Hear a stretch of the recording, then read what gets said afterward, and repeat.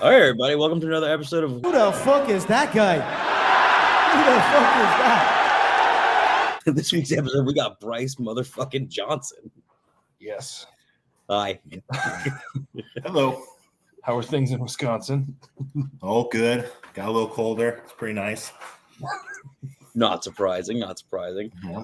I'm sure, as you've seen on previous episodes, or the one previous episode of the show, that the whole point of this is try to get people to meet new strongmen and women, for that matter, who they should know about but totally don't. Mm-hmm. And you definitely fall in that category because you're good as hell and no one knows who you are. We're getting there.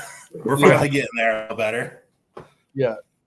So I guess we'll start from the very beginning. Where did Bryce Johnson's sports journey start, and how the hell did it get to Strongman? Yeah.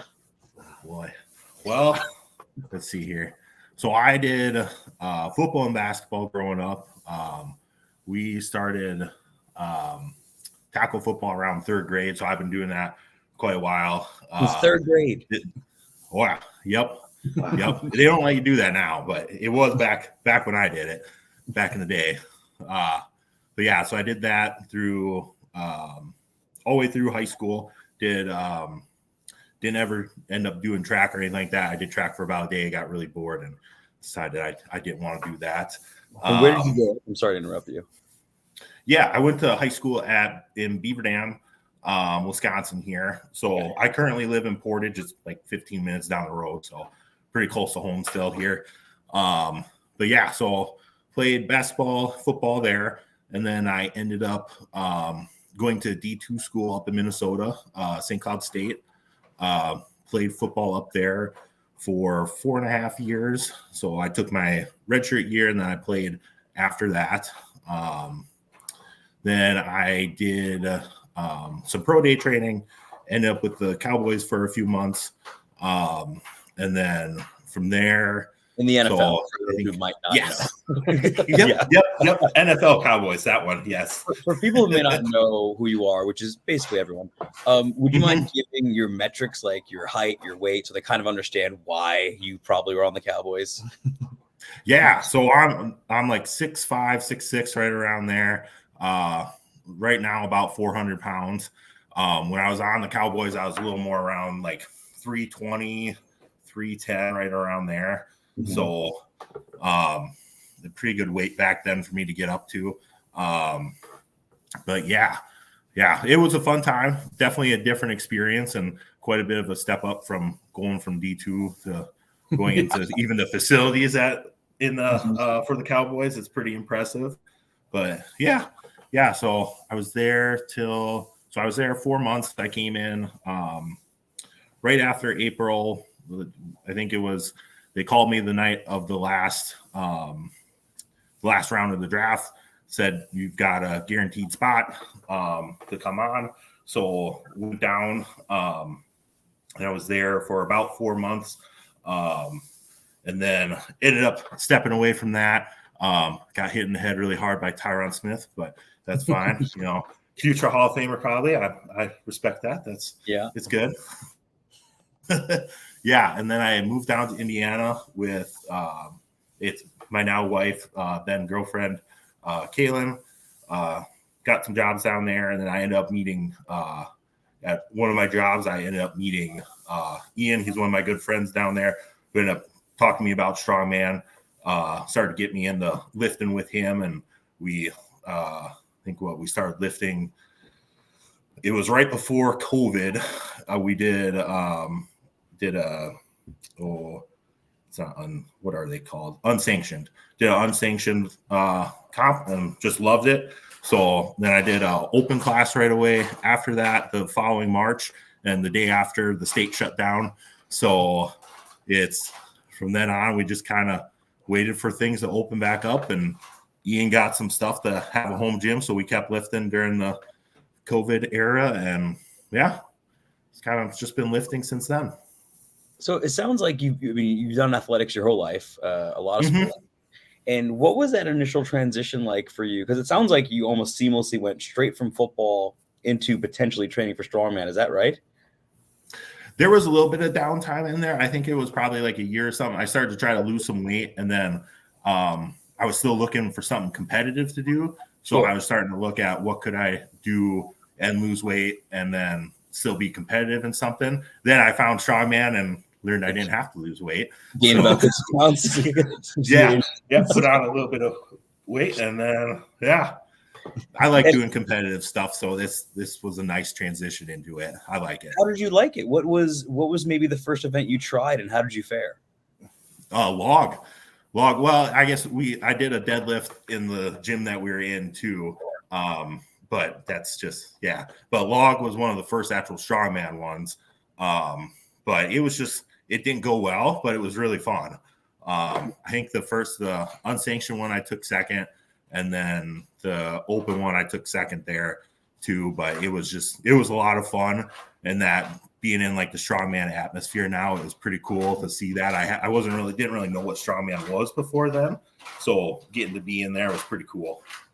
Do you want to maybe tell people why he's on? Because like so far we haven't really talked about what he's done recently, so they might understand why we're talking about it. Yeah. So you placed 4th at North America's Strongest up there with us. 8-event show with, I'd say, probably close to the top 16 in North America. Yeah, pretty close. Mm-hmm. Wow. Cooper and a couple of the Americans were missing out of that list, but like more than half of that list has done worlds. Yeah. And you placed a lot higher than I think everybody thought you would. Us included. Us included. We did our predictions, and you proved us really wrong. Yeah. Yeah. And if memory serves, you still even had 1 or 2 events that didn't really go your way. Oh, yeah. And you still placed 4th. Yeah. Oh, yeah. I definitely had some that I'm not terribly happy about. I wish the truck pull would have went a little better. They haven't really practiced that a whole lot. And then that miss on the sandbags kind of kicked me a bit. Like day 1 wasn't your day, but then you really came on hard on the second day. Yeah. Yep. Day 2 went a lot better. And usually I do better on the second days. So now I just need to start getting where day 1 goes well all the way through. We're getting closer at least, but it's better than it's been. That's for sure. We've definitely been doing quite a bit better. What were the major contests that you did leading up to that show? Like I know you've been in the Shaw Open once or twice. From amateur to jump forward in North Americas. What was that kind of journey like? Yeah, so most of them were just like small local shows. Other than the Shaw Classic Open, those were the only 2 like big ones I've done. Leading up to North America's. I was supposed to be at North America's last year. That was supposed to be the bigger jump into it, but had some flight issues. Mm-hmm. Honestly, this North America's was like the biggest one I've done for sure. By now. And then this year I'm going to do OSG here down in Madison. So this will be my first time at OSG. But it looks like that's always a good competition to do. A lot of good guys down there. And it certainly seems like you do better with multi-day shows. It seems that way. Because some of the other shows that you've done, I would say you're a type of guy that seemingly as though if it's 8 events or more, you're very dangerous. Mm-hmm. Yep. Yeah, it's starting to notice more when it's like we're doing like this. The Open was only like 5 events. If I miss in one of those, I get like it used to be overhead. I would get second to last or last place in overhead, and then can't really come back from that with only 5 events. So I think that 8 events, that was the first time I've done like an 8 event show, but I liked it quite a bit. Yeah. It's kind of wild that overhead being one of your historical bad events. Didn't you damn near get the 440? It was close. It was close. He hit 190 on it. Yeah, you hit the 420. 193 kilos. Yeah, that's not. And I think a lot of people don't realize. I think they marketed the Giants Live log lift challenge, whatever that happened today, as like the most deadlift comp. Pressing comp. Or pressing comp for log. Yeah, North America's had more dudes over 440 than the log clips. It did. That's awesome. You would have come in 3rd at the log championships. Not too shabby. The guys didn't have their best showing today. I'll say that. No. But yeah, man, it's just a really cool breakout performance. So, how's the OSG prep going? Good. We're just kind of starting off now. I had a competition last weekend. So we just kind of rolled into that. Any reason in particular? So just kind of for fun. The promoter had asked me to do it a while back to sign up for it. I was like, oh, yeah, I'll do it. And that was probably early in the year, too. And some of the events looked fun. So, yeah, I mean, it was still pretty cool. It was a fun time. That's the first competition. Well, no, I guess I've done another competition with a suit, but I did a deadlift in a suit. So that was different, something interesting. But. And so you have a very strange trajectory so far in your career. Because most folks would go to an amateur show, maybe an amateur nationals, maybe podium or win, go to an Arnold amateur, podium or win, and then from there, and that's I essentially just described a multi-year process.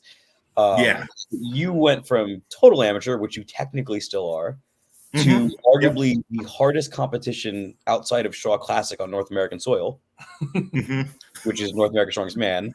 Yep. And did really fucking well. But now you're still technically an amateur in the American scene. So how do you plan your year? How do you plan your goals in the next 3 years, let's say? And what are you trying to do ultimately? Yeah, honestly, it's just kind of looking at what the competitions are. Unfortunately, like in the Midwest, I think some of the reason I haven't really gone for a pro card is because we don't really have a lot of the pro-ams around here. So the opportunity to get a pro card out in the Midwest here is a little more limited. But I think so we're doing OSG this year, and then the amateur Arnold, I got qualified for that. So I'm going to go out there in March and just kind of see what happens. We're going to keep hopefully we can keep like getting better at the same rate we currently are. And we'll see what comes of it, really. I'd like to be on the bigger shows here soon. So that would be nice. Yeah.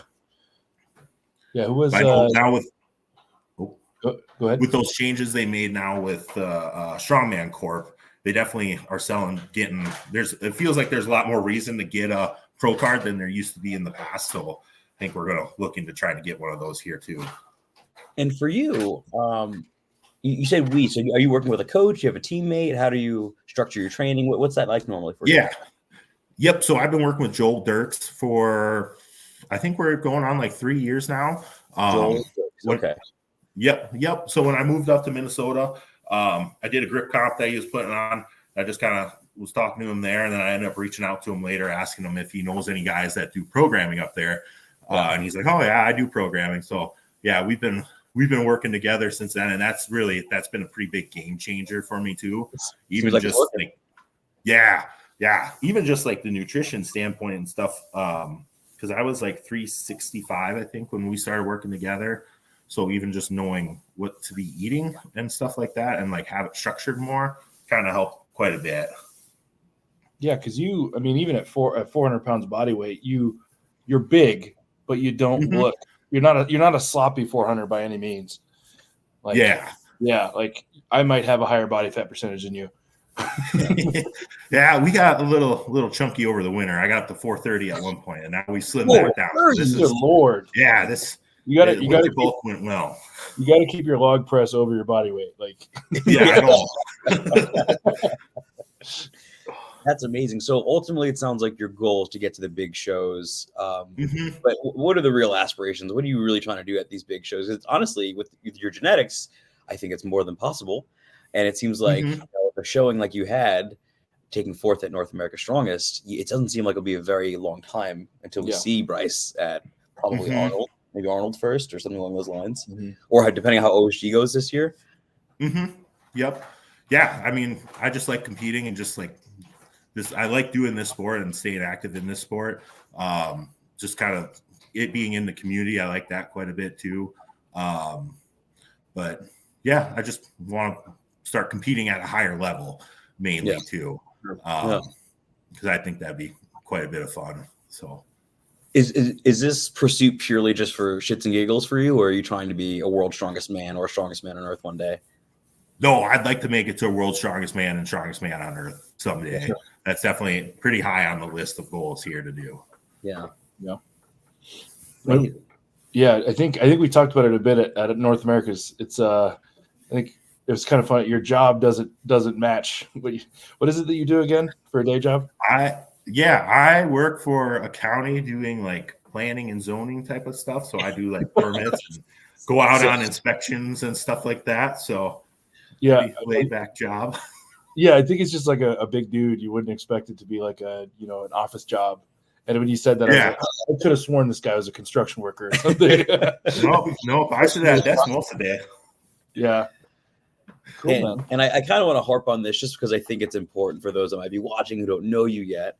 But just to go over the people that you beat at North America's Strongest Man. You beat Wes Derwinski, a world's competitor, 5th strongest man in the world. You beat Marcus Crowder, former America's Strongest Man. You beat Frederick Rayum, former top 10 at World's Strongest Man, former World Canada's Strongest Man. You beat Nick Wortham. You beat Kevin Ferris, World's Strongest Man competitor. You beat Spencer Remick, World's Strongest Man competitor. You beat James Jeffers, who recently just took 2nd at Canada's Strongest Man. You beat Joey Lavallee, and then Zachary Price and Simone Pratt, former Canada Strongest Man. So you beat multiple world's competitors. You beat quite a few people who are of great status in the sport, who have incredible talent. And it seems as though this is your very first pro show ever. You had a hell of a showcase.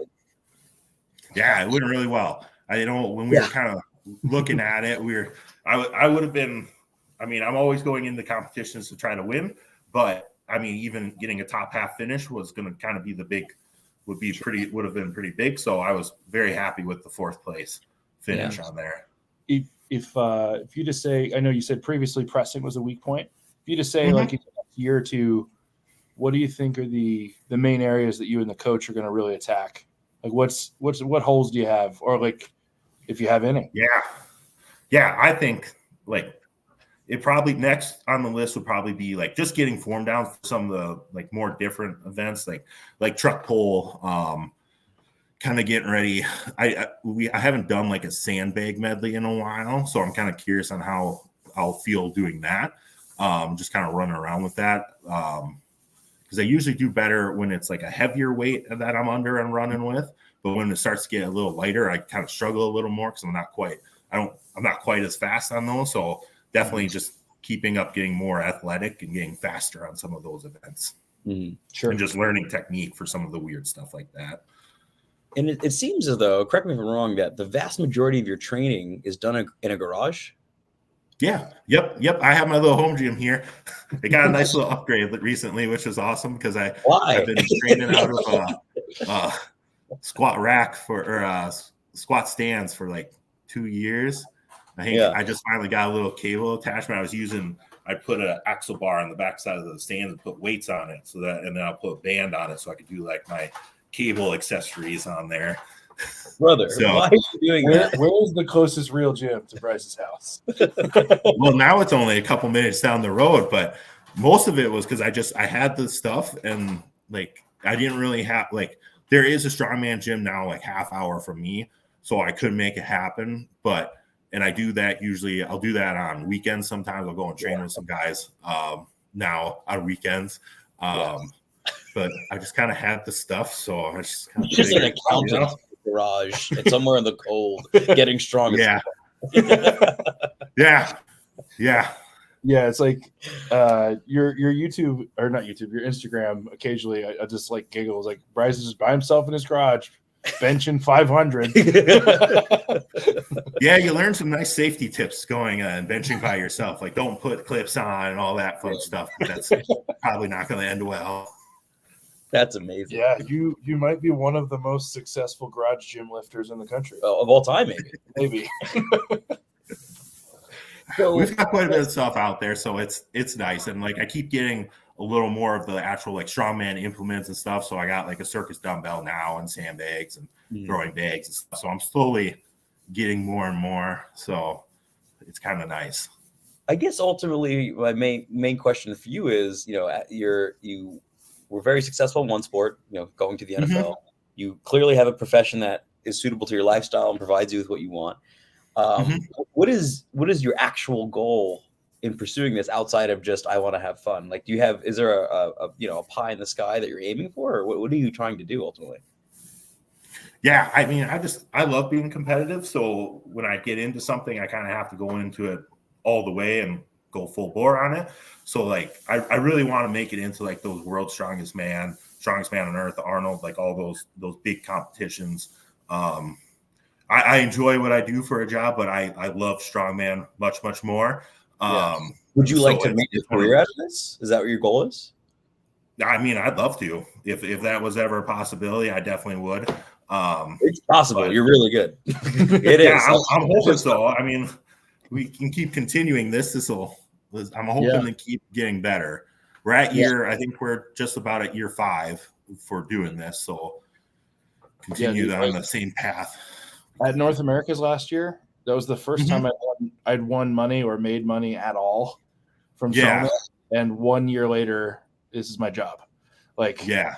I mean, it's been a weird trajectory, but like you're right in striking distance, man. You're right there. Yeah, it happens fast. It happens really fast. I would genuinely say Bryce has the genetic potential for just as much as well. Yeah, I mean, you're a freak. You're a genuine freak. Wow. Yeah, I played decently well in a D3 football program. What a loser! Like, yeah, man. Like, I'm excited to see what happens at OSG, what happens at the Amateur Arnold. What's kind of a bummer about those two shows, like you said, your skill set really shines when it's like, maybe 10-15% heavier, which is kind of what North America. Yeah, we had some speed medleys in there. It was heavy, but it was heavy. Like, it's tough that the gateway into the Arnold is maybe a little more speed based. Because of the guys that I know are going to this next Amateur Arnold, you're probably the most suited for the Arnold Pro. Right. Especially 2 years from now when you actually get to be in the contest. Like, it is, I mean, you just got to get through one of those auto qualifiers, and it rolls from there, man. I requested that he gets a special invite to America's Strongest Man because I think he could podium there. Yeah. Would you take that invite if they gave you a special invite? I have to look at the schedule, see if I can get how much it'd be to get a flight down there, honestly. I mean, but podium gets that? That's in October here, right? So 5.5 weeks. It's October 12th weekend. Yeah. Okay. So it's normal strongman. It's yoke, it's log, it's deadlift, it's stones, fingers, Husafel. It's easy. Like, it's stuff we've done. It's all heavy. It's all really heavy. I don't think the log's heavy enough, but that's just me being biased. I don't want to have to do 7 reps to win the event. That's fair. But yeah, no, it's check your schedule. I think we're going to keep bothering James Deffenbaugh. Harass him because you. I mean, honestly, you beat a former winner. So I'm like, hey, Bryce might not be a pro, but they've done special invites before, and if you podium, you get a pro card and you get money.